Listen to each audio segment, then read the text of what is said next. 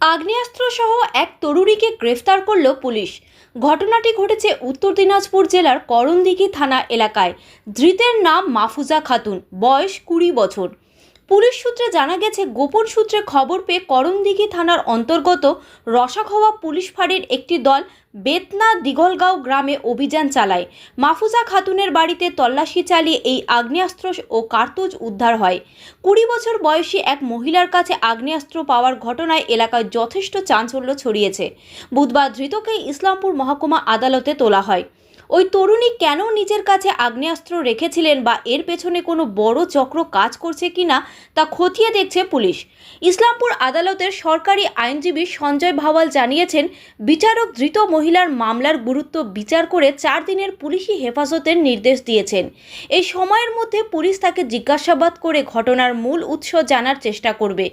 করণদিঘি থানার পুলিশ ঘটনার তদন্ত শুরু করেছে।